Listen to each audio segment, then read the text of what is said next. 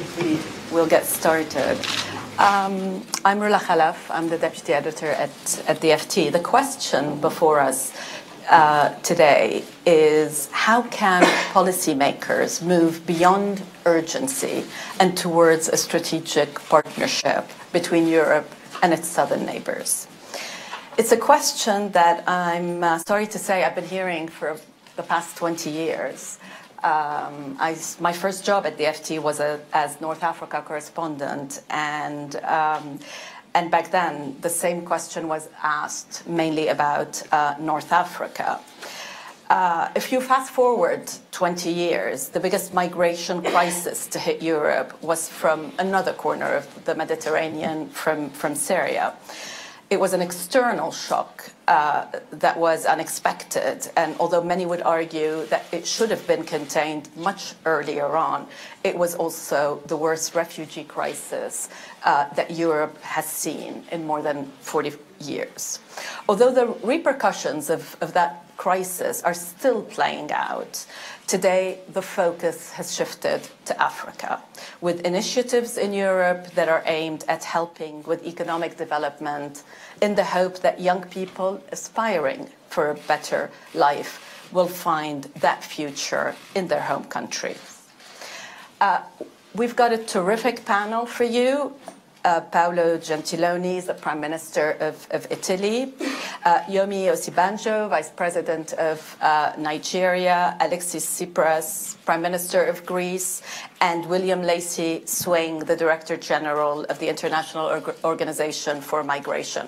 But I want to do something a bit unconventional today and start not with the panelists, but with a member of the audience. Victor Ochen from the African Youth Initiative Network and also a young global leader grew up in a camp for displaced people in Uganda. Victor, can I ask you to start by telling us your story? Stand up. Thank you. My name is Victor Ochen. I was born and raised in Uganda, and I am the director for African Youth Initiative Network. And being a child born and raised in conflict, I am one of the witnesses of the first-hand account of injustice of conflict. But that triggered in me the aspiration to do more to answer the question that I've been looking for the answer all along as a child. Through my organization, we've been working to promote peace in Africa, mobilizing children who caught up in conflict from different parts of the continent, but above all, giving them a voice. Through my work, we've moved around the continent, and last year, a story that I wanted to share with you, I got a call from a young man from Mali. He said, "My name is Momodou. Can you call me back?" I called him back. And then said, "Can you give me your email address?" I gave him my email address. And then said, "I'm sending you an email right now." And he sent an email. I looked at the email. There was a picture of two boys standing in this picture. I called him back from Uganda. And I said, "What is it?" And he said, "In the left on the red t-shirt is my brother who left home 3 weeks ago to go through Libya to Europe. When he was in Libya, he made a call and said, 'We need you to send us $1,800 in addition to 3,200 that I came up with, because they want $5,000 for me to cross the sea.' But the last 1 week we've been trying to reach, we're calling him, his phone is off. Since I contacted to find out if there's any African youth who understands our situation, can contact somebody. We have called you. If you know of any contact in Libya or anywhere, you can help us find our brother." Through my network, I called contacts in Greece, and then they referred to me to Libya, and I talked to this guy in Libya. And then he asked me, "You are from Uganda. Do you want to go to Europe?" I said, "No, I want to stay home. I want to stay in Africa." Say, "What do you want?" "We don't have so many customers from Uganda." I said, "I am here asking if you know of this name in the list of the people who have gone through your support." And then they looked through, he was Googling about me, and said, "Oh, I thought you were security. You are just a peaceman. When he looked through, he said, unfortunately, the guy's name is in the list of those in the boat that did not make it. Unfortunately, I cannot help you. He's no more. Wondering what to do on what to reply to this young man in Mali, looking for his brother. I asked him, do you really tell them the difficulties, the challenges they will face when they're traveling, leaving their countries? And the guy said, yes. We explained to them that you have 99% chances of death, only 1% chance of survival. Are you willing to pay your $5,000? They pay. And I asked, have you ever traveled yourself? Said, yes, I traveled several times, but twice I nearly died. So I do not go anymore, but I send people every day. It left me wondering if a young African can know that I have 99% chances of death, but still opt as the best option. So the question is, what is the political storm at home? The storm of poverty, the storm of injustice that forced these people to leave home and seek to escape the continent. It comes back to the political question. The same, how many are dying in the desert every new day, trying to escape home? What we are seeing in Libya is a manifestation of what's going on in our countries, because across the continent, prisons in Africa are full of young people. What can we do to address this? So I thought I should share this story, because the question is, how long are we going to keep mobilizing resources to rescue them in the sea? Because that life jacket being given in the sea is good, but could have been given on land in form of a different opportunity to help them stay home. Thank you very much. Thank you, Victor.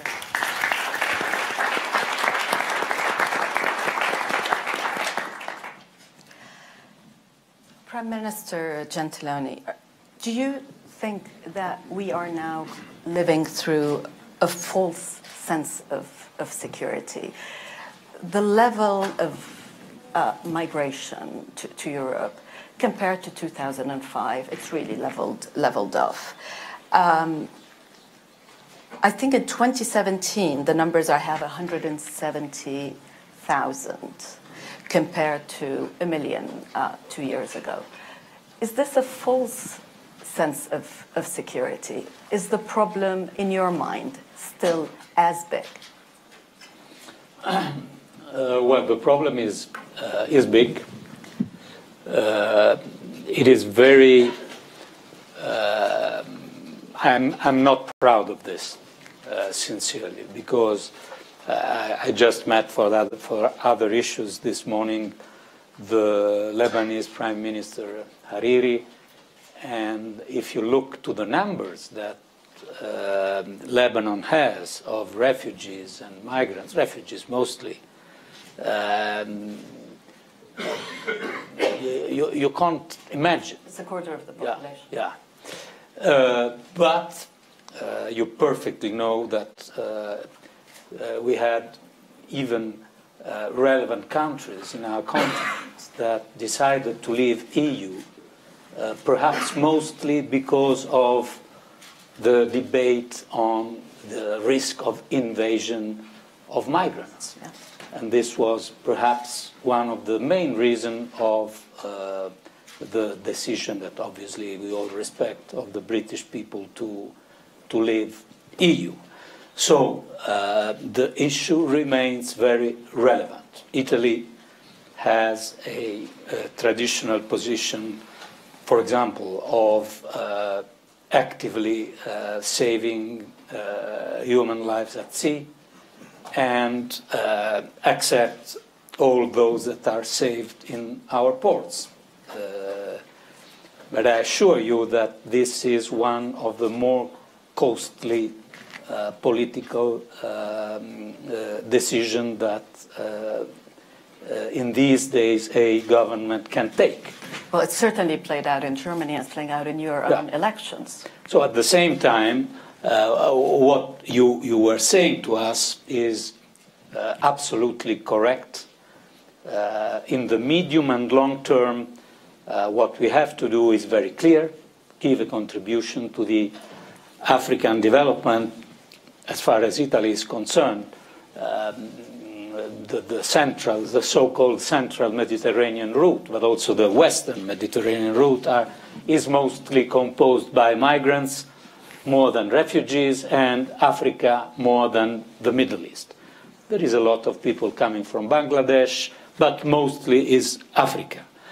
Okay, but how long will it take to change the economic conditions in Africa to reduce this phenomenon? If you look to the story of the border between Mexico and US, decades to reach a situation that is now flat, from Mexicans and Americans going from one side to the others. So we will need a long time. We should be committed on migration for the next 10 or 20 years from Africa. So that we have the strategic issue that we were saying, so public aid, investment, the future of African economy, but we have also an issue that has to be tackled now. And the issue is to try to transfer the migration flow from criminality and total irregular flow gradually to regular and safe flows. Is it possible? It is possible, absolutely possible. We have to disrupt the networks of the criminals to strengthen the structure of the almost failed African states that are not able to control their own territories, and to gradually accept, through human corridors, to systems of quotas. There are many ways to do this, regular flow of migrants from Africa to Europe. I want to come back to that, but I wanted Prime Minister Tsipras to comment on how credible is this idea of a Marshall Plan for Africa? So it is difficult to say how credible it is, because, you're asking me.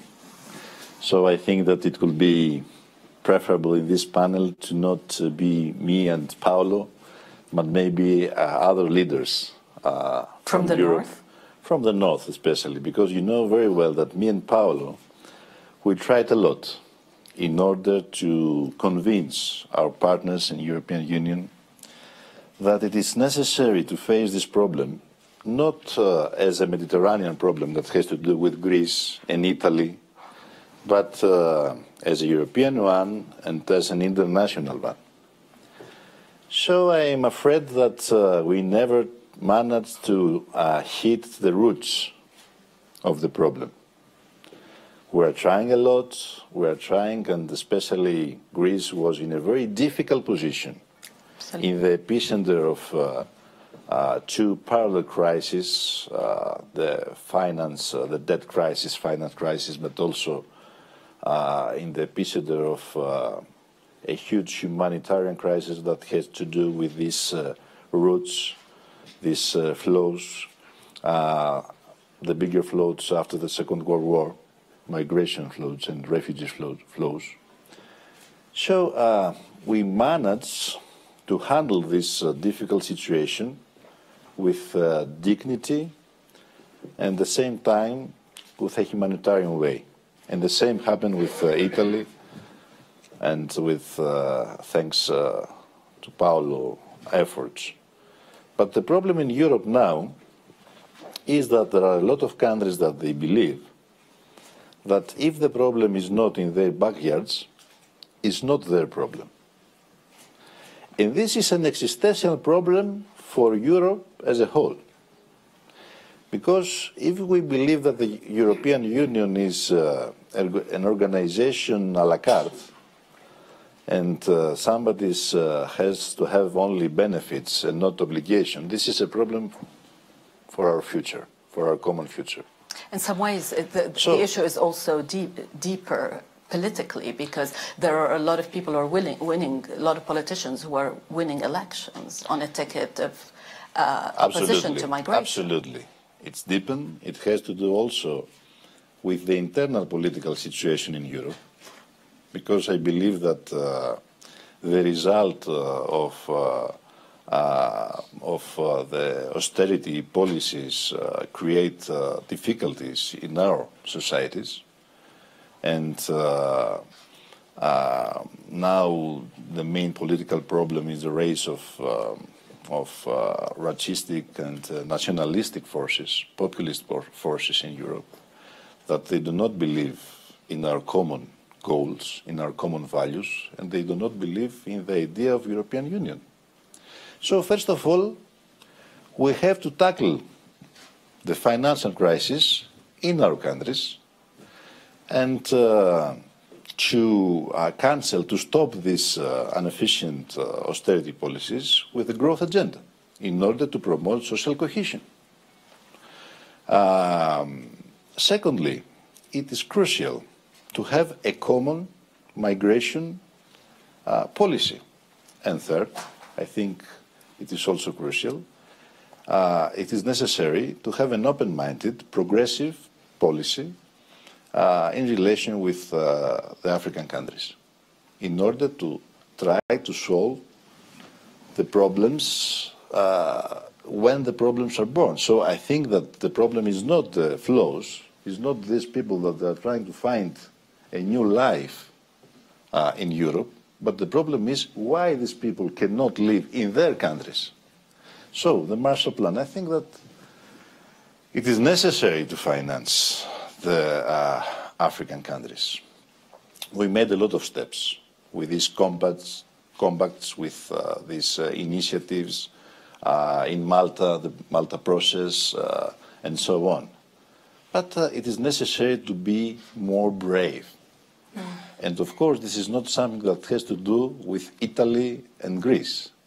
This is nothing that has to do only with the Southern European countries, that we are in a very close communication, also in the European Union, with this Southern Summit meeting that we created a permanent communication, but it is necessary to be in front of the main agenda of the European Union and not only of the European Union. And it's necessary for politicians to be brave about it, because I looked at recent data that suggested that migration is still the #1 concern across Europe, and that surprised me 2 years after the crisis. But I want to turn to you, Vice President.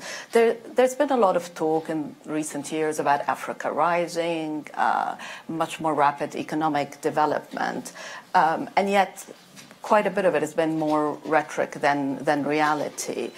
President Conde of Ivory Coast talks about Africa replacing China as the factory of the world. How realistic is that? And how do you look at this Marshall Plan for Africa? Is this something that you think is credible? Okay, let me begin with the Africa Rising narrative and all of the possibilities around Africa replacing China as the factory of the world. I think that probably is in the natural course of things. I mean, even now, we see that as wage costs go up in China, Africa is becoming the obvious choice for sunset industries and those kinds of things. So it's clear that that will happen, and a lot of initiatives, there are quite a few initiatives in that direction already. There are quite a few countries that are, I know that Ivory Coast is, Nigeria is, with the development of special economic zones and all that, with partnerships coming from China. I think those sorts of arrangements will very quickly, absorb labor, because obviously we're looking at growing populations in Africa. The projections, as you know, are in the next 20 years or so, I mean, we're looking at a youth population that's probably, 70% of Africa's population will be young people, and Africa will probably be about the third. I think the largest population and all that. But I think that the critical thing is to see that we cannot deal with this in any quick way. There are no quick fixes to this, and I took the point that Paolo made, that there really isn't any quick fix. We've got to look at this long term, because clearly there is no way that African economies will ramp up quickly enough to be able to meet all of the expectations and especially all of the projections around population. So this is going to be a long walk, and I think that is important for all of us to see this as such. The Marshall Plan, the idea of a Marshall Plan, is to me, in some senses, bringing old solutions to what really is a dynamic problem. I think that what Africa needs, and what a lot of the southern neighbors of the Europeans need, are fairer trade policies, and a cocktail of policies that center on job creation in those locations. And I think that you want more investment than aid. Yes, certainly, by far more investment, by far more investment. But I think more thinking through those ideas and policies that create opportunities. What you need is a real partnership. Yes. between Europe yes. and Africa. That's the way you want. Yes. That's what you want Europe to be thinking. Because I don't think that aid has worked through the years. I don't think it has worked, and I think that there is a bit more. And I think there's a need for possibly just much more commitment to the whole process. I mean, there have been the Malta process, you said, and several others. But I certainly think that if we look at this as a major problem, a major global problem, and when you look around and look at extremism, terrorism, and all of the various things that are exported along with illegal migration and all of that, I think that it is a global problem, and it really does deserve a global solution.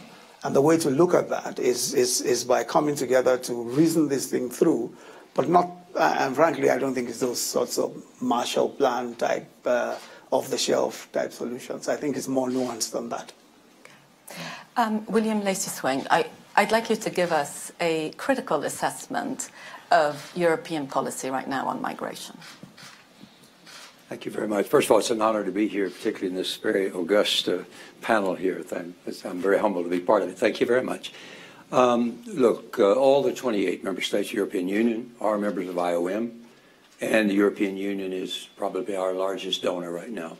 We have constant dialogue. We have great relationships. But frankly, I think that it's already been, I think, said by our distinguished prime ministers that what is lacking right now is a common, long-term, multifaceted European Union migration and asylum policy. It's simply eluded. European Union, the commissions have worked hard at it. It's a little bit like a locomotive going down the tracks, but the wheels have fallen off some of the cars. Not everybody is on board. And the 1.5 million people who came north in 2015, 2016 is about less than 0.5% of European Union's population of 550 million. It should basically have been a manageable issue.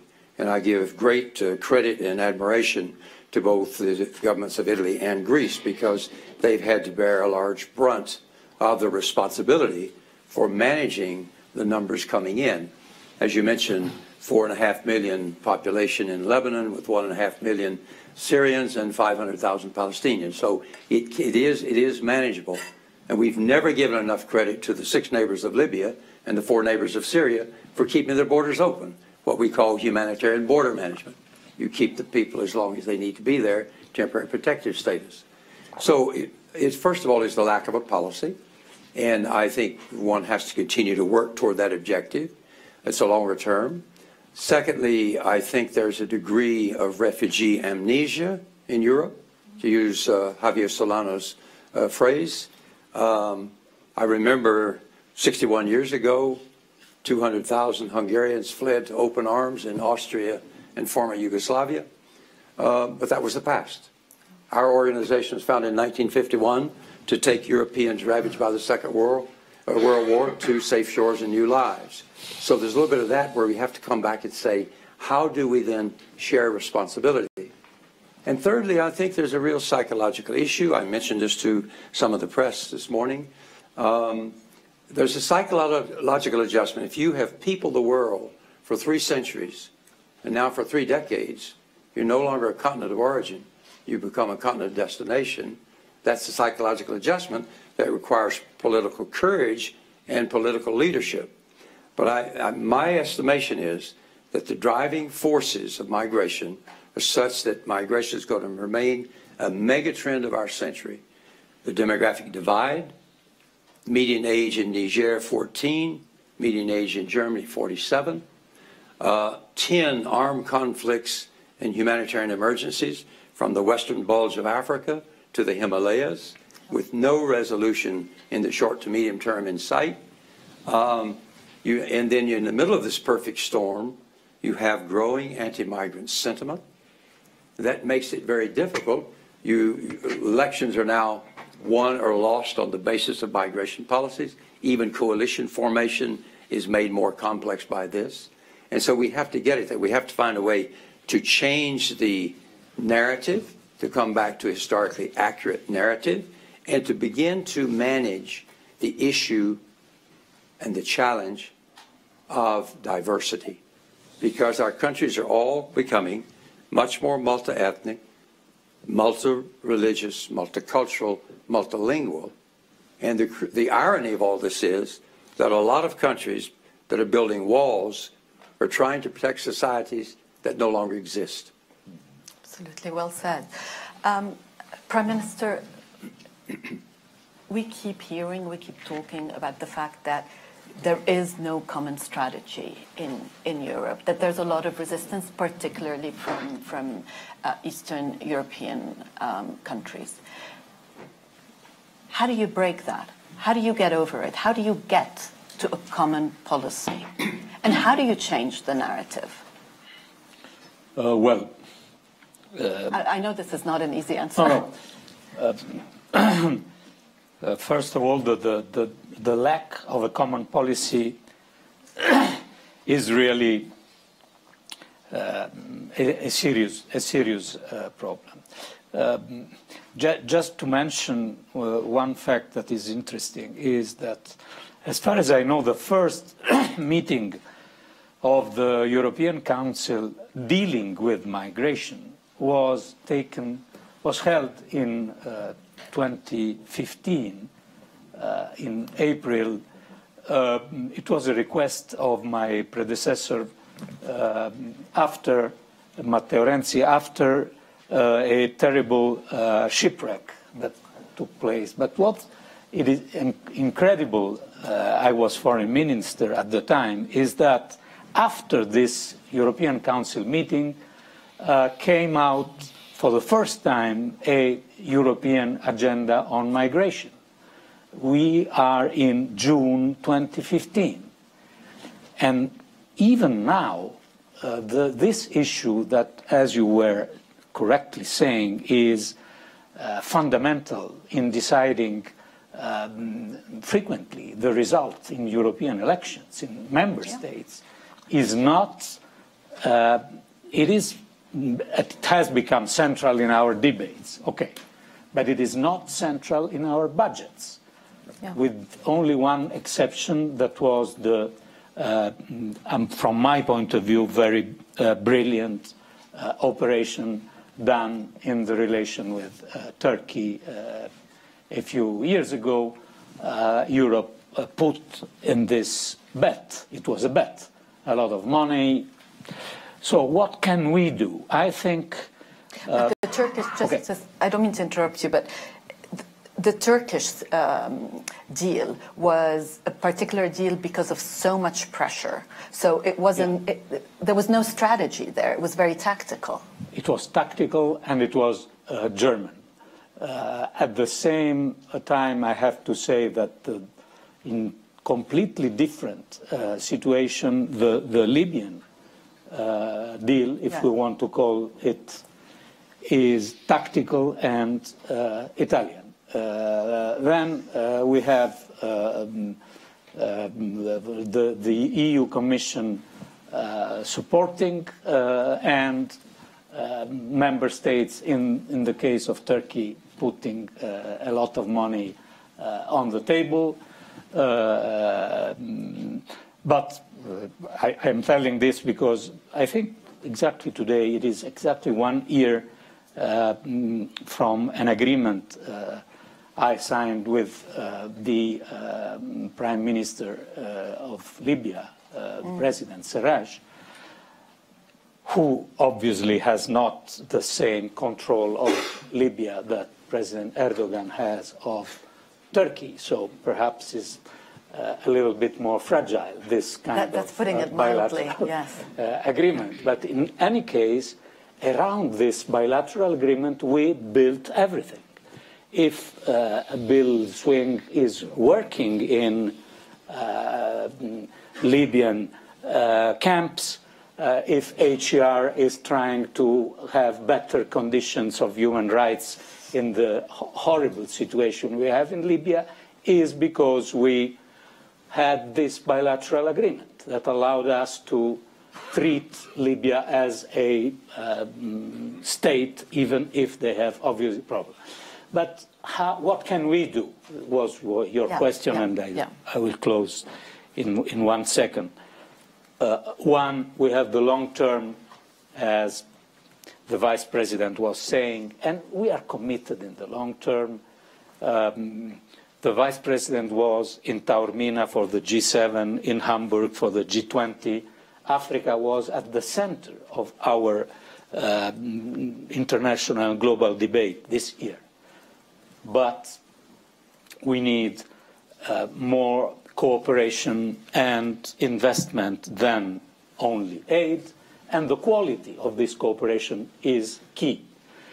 I am proud of the fact, perhaps surprising for many of you, that Italy in 2016 was the 3rd global investor in Africa. The 3rd and the first Western, not only European, but Western investor in Africa.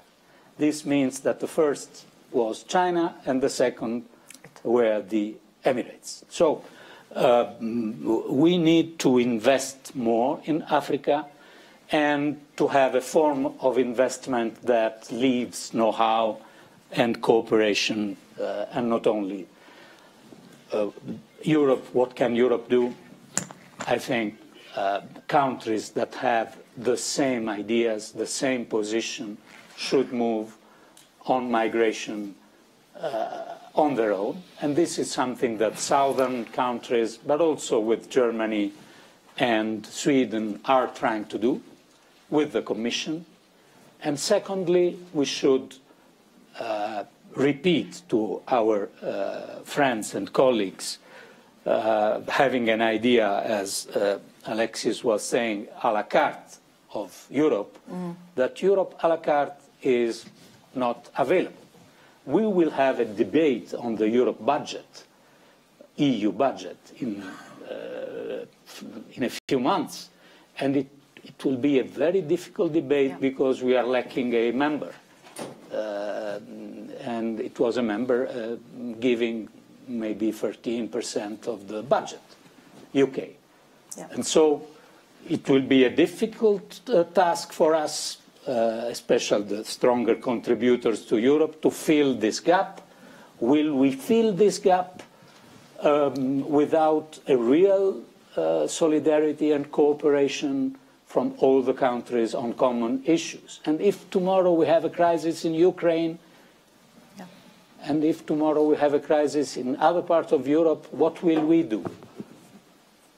So some countries should have a common policy together, not in 28, but 10 countries, 15 countries. We have different level of commitment. It is already so, and we should do so. But everyone has some minimum obligation of solidarity to respect.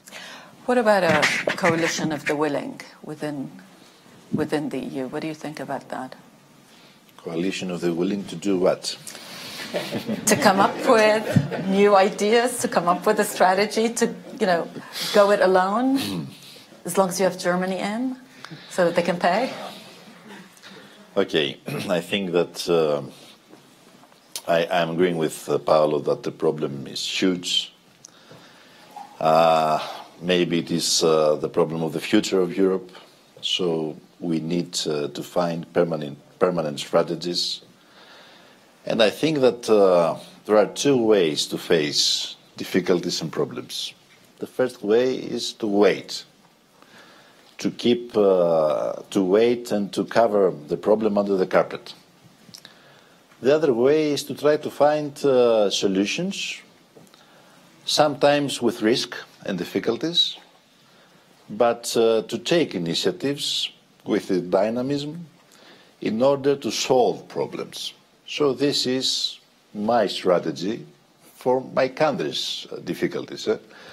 I took the power in a very difficult time for Greece. I said before the financial crisis, the refugee crisis, in a very destabilized area, fragile area all around, with an aggressive neighbor, and sometimes unpredictable, with an aggressive military activity in the Aegean, with dogfights and overflights over our islands and so on, with violations of the international law, with open difficulties in open issues as the Cyprus issue, and with all around my country, especially in the south, in Libya, in Middle East, in Syria, open issues and difficulties.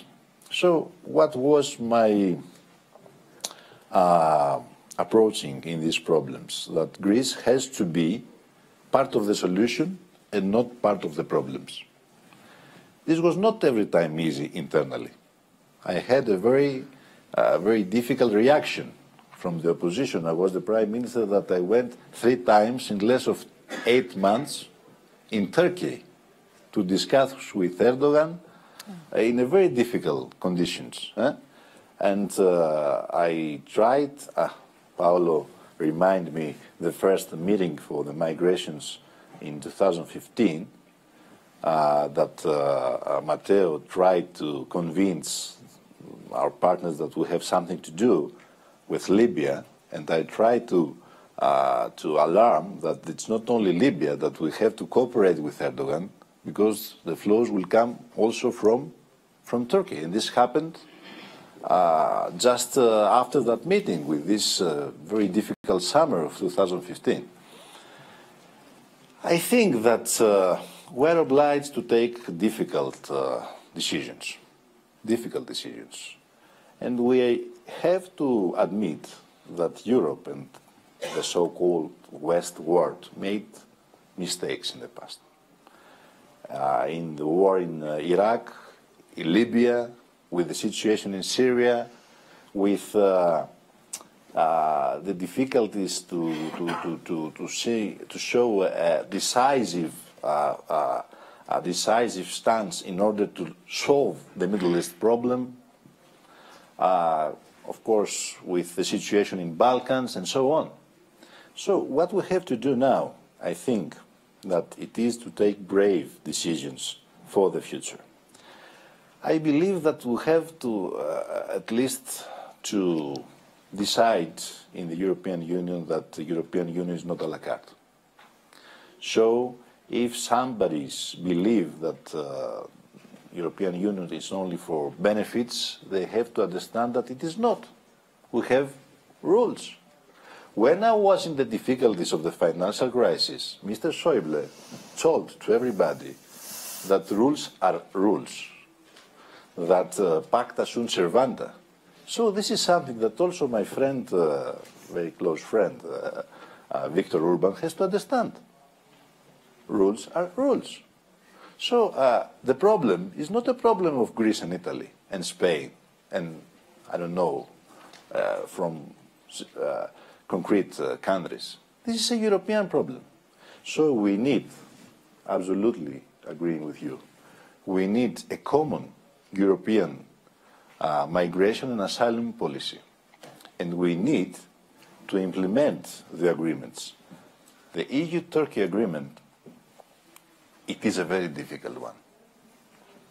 And it is a very difficult one if you want to implement the agreement with, at the same time, to respect the international law, the Geneva Agreement, and so on. So we are trying to examine it one by one all the asylum applications. Well, it's also an agreement that it's also an agreement where Turkey can change its mind. Of course. At any point. Of course. So at the same time, we have to take a decision what we're going to do with this aggressive behavior of Turkey. And for somebody, it's very easy to be also aggressive if they are living in Luxembourg or in Netherlands, because their neighbors are Belgium and Luxembourg, and not Turkey. But it's not so easy for us.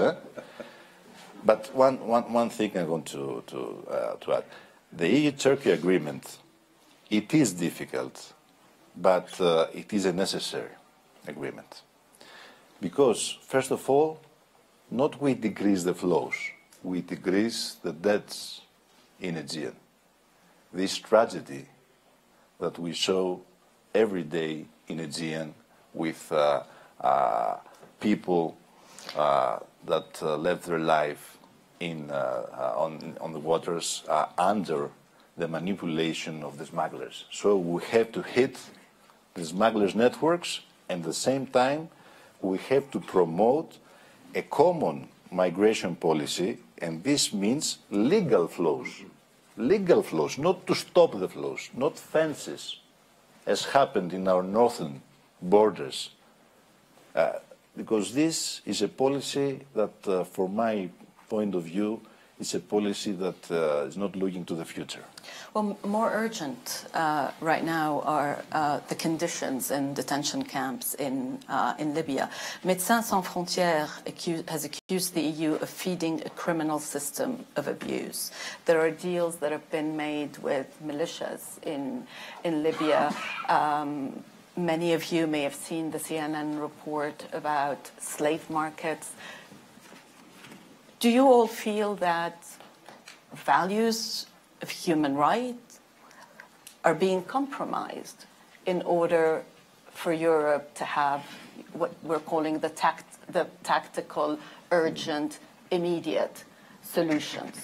Absolutely not. I think that values of human rights are totally and continuously violated in these countries, in Libya, but also in the desert route since several years. Then, in the last months, the fact that also through our bilateral agreement with the Libyan authorities, we are bringing also light to this situation. You can't imagine that this situation was not there before. So what we are doing is exactly to fight this situation and to reduce the number of deaths at sea, and the reduction of number of deaths at sea, as Alexis was saying about the so-called Eastern Mediterranean route, is there in 2017 in the Central Mediterranean route, and data is available in OIM.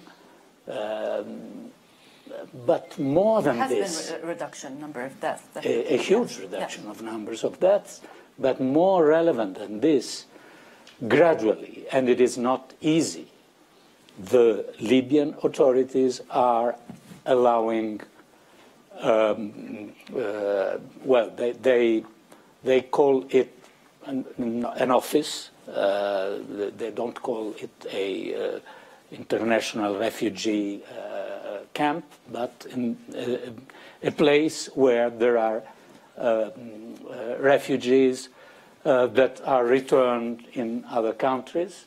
The number of returns from OIM in Libya skyrocket in 2017 in comparison with 2016. So this is the issue, the transition from a criminal system to a legal system.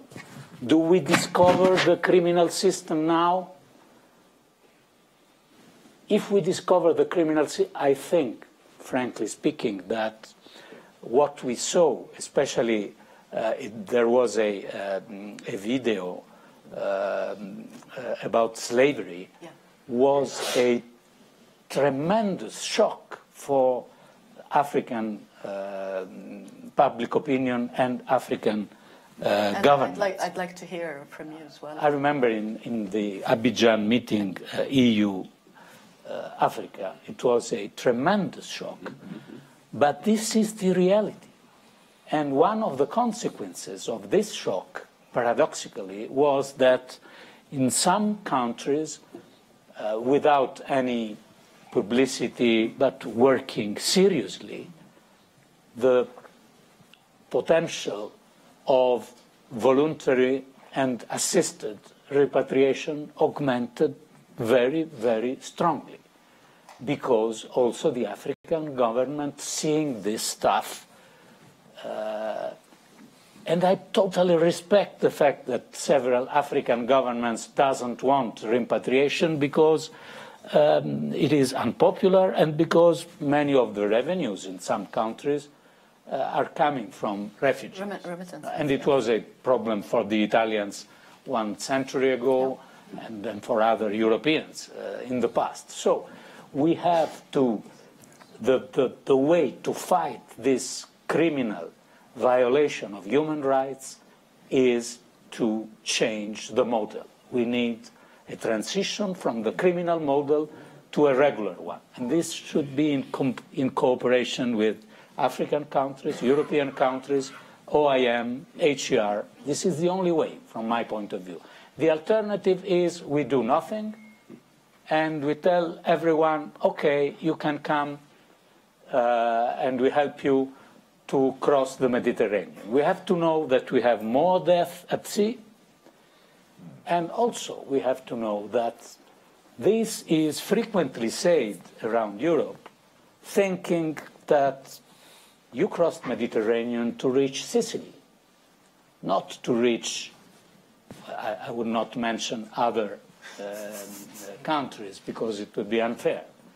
So we have the problem, and the only way to manage this violation of human rights is to defeat the criminals and transform the irregular flows in legal and regulated flows. It will take time, but it is possible. I'd like to hear your reaction, Vice President. Yes, first I certainly agree that it was a great shock to see, actual slave dealing. I mean, in this century, I mean, it was just an incredible, just absolutely horrifying to see that. But I think also what we're seeing is a degeneration of criminal activity where you find that obviously state capacity out there is unable to maintain, human rights, international human rights norms or any such thing. I think that one of the crucial things is that we must encourage repatriation. The Nigerian government, for example, has worked out an arrangement with the Libyan government, and we're repatriating everyone who is out there in the camps. It's a slow process because sometimes, there are those who even who claim nationality because they see a way out of the camps. And there is a great deal of willingness on the part of those who are in the camps to go back. A great deal of willingness because it's entirely voluntary. And there is that willingness. So I think that there might be some room there to encourage to encourage repatriation, because really the pressure, especially where there is no state capacity or there is inadequate state capacity to maintain law and order and maintain international human rights norms, the pressure really is a bit too much for the Libyan authorities. So what you find is that the criminal gangs and all of these asymmetric type organizations, what is going on is that they dominate, as it were, the space. And we may not be able to do much without relieving the Libyan authorities of a lot of the illegal migrants that are in their custody or in their country. I understand that one of the ideas that's now being discussed in Europe is for requests for protection to be reviewed in centers in Niger and Chad, so that the refugees and the migrants would then submit their asylum applications there. What do you make of this idea? Do you think that's a good idea? Mm-hmm. Let me come back to another point. Yeah. First, as the Prime Minister said, let me say it's rare in my long life to have one story like the CNN story on the slave trade to bring everybody together around the same position. It shocked everybody, saying we have to do something. The issue here is saving life. Suddenly the AU, the EU, IOM, UNHCR, President Sarraj's government, everybody said, this is terrible, we have to do something about it. And I think now that the focus in Europe since April 2015 has always been on saving life. This is why when I signed the agreement with Mrs. Mogherini, the High Representative, we put in place way stations along the migratory paths, not to stop the migrants. And we had real problems at the beginning with the African Union because they thought we were trying to, well, no, we're not trying to stop them. We're trying to save life. We do three things. First of all, we warn them about the risk of smugglers.